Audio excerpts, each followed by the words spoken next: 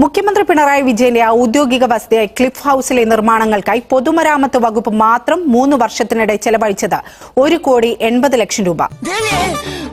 കാലിത്തൊഴുത്തിന് 23 ലക്ഷവും ചാണകക്കുഴിക്ക് 4,40,40,000 രൂപയും ചെലവഴിച്ചു. അച്ഛൻ പറഞ്ഞു ഇതിലും ഭേദം കട്ടപ്പാറയായി കക്കാൻ ഇറങ്ങുന്നതാണെന്ന്. ഉമ്മൻചാണ്ടിയുടെ കാലം വരെ ആർക്കും കടന്നു ചെല്ലാവുന്ന ഇടമായിരുന്നു ക്ലിഫ് ഹൌസ് എങ്കിൽ പിണറായി വിജയൻ എത്തിയതോടെ അവിടം അതിസുരക്ഷാ മേഖലയാക്കി പ്രവേശനം തടഞ്ഞു.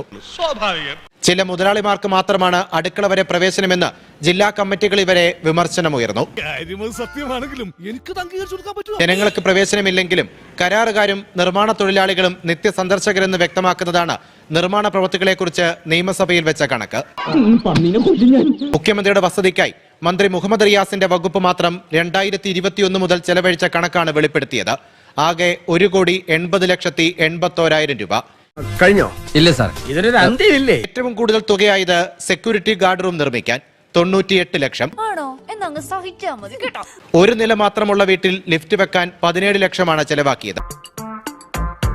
ലിഫ്റ്റ് വെച്ചപ്പോൾ പൈപ്പ് ലൈനുകളൊക്കെ മാറ്റാനായി 5,61,000 രൂപ വേറെയും. കൊള്ളക്കാരാണോ? കൊള്ളക്കാരെക്കാളും കഷ്ടാണമ്മേ.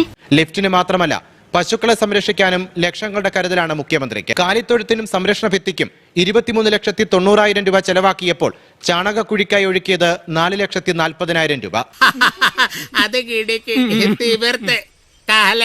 പുറമേ നിന്ന് നോക്കിയാൽ വെറും വെള്ള പെയിന്റ് ആണെങ്കിലും 12 ലക്ഷമാണ് പെയിന്റിംഗിന്റെ ചെലവ്.